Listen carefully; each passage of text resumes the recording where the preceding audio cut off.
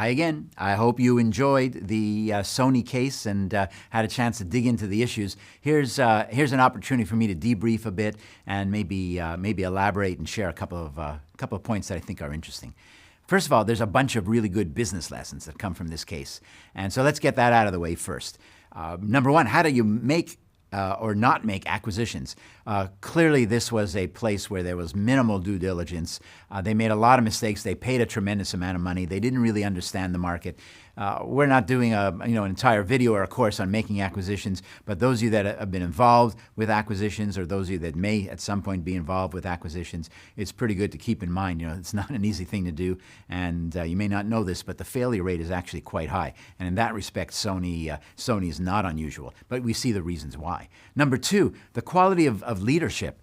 And I'm thinking specifically here of Columbia Pictures and even Columbia Music. Maybe it was Hollywood, and the whole scene, but the way they were operating, the way they were behaving, it's the opposite of kind of your button-down, formal, sophisticated management. We didn't see any of that. It was seat of the pants. It was people doing whatever they thought they were doing. And I don't know, maybe that was how Hollywood was a couple of decades ago. Maybe there's still, not maybe, there's almost certainly still some of that today, but it's become much more sophisticated, much more analytical, and I think that's interesting. But when you go back and you see in these cultural industries, how do you really know what's going to work? In cultural industries like film, how do you know what movie to bet on? It's a pretty interesting topic, actually.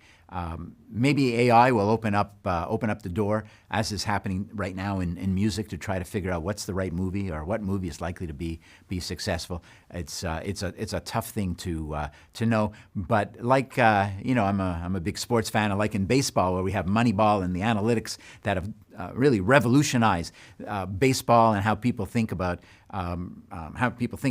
creating a team and managing a team on a game-by-game basis.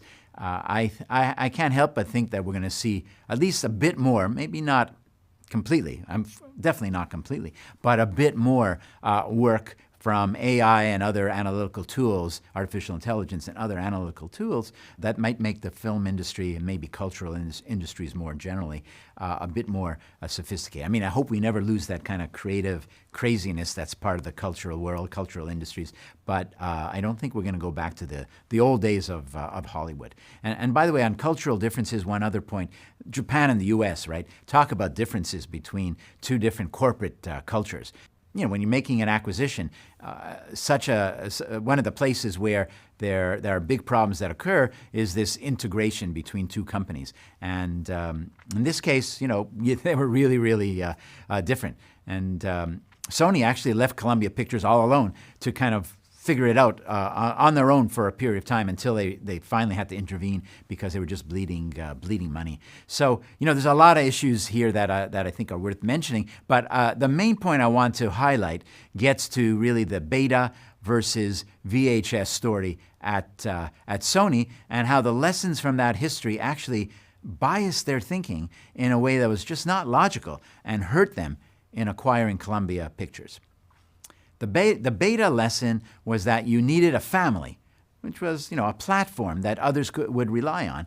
And to get the family, you needed a series of alliances with direct competitors to agree on a standard. And remember, that's what happened with VHS and Sony's competitors in Japan.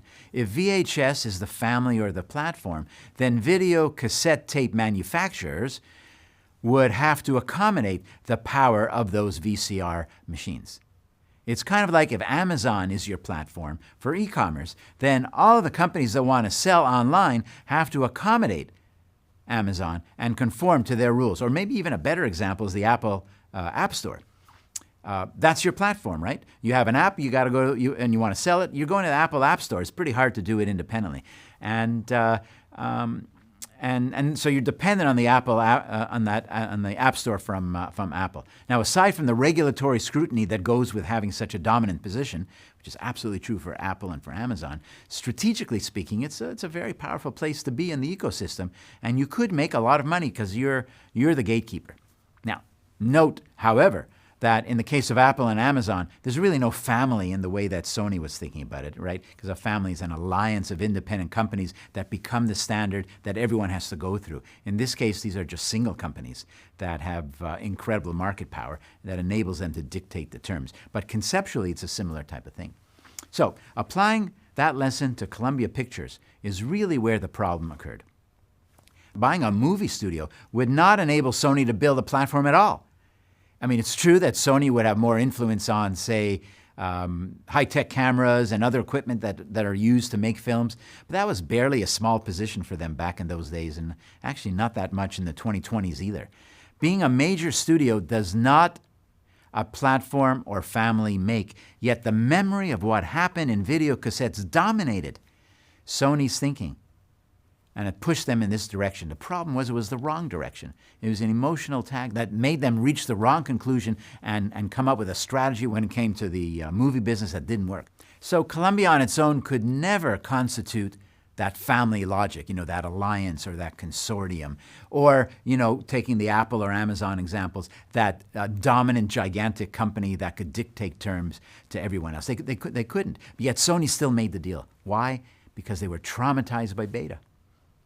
And it created these powerful emotional tags all about beta, and it made them not want to repeat that same mistake, which for them was like the worst thing you can do, to have the best product, the best technology, and not be able to support it.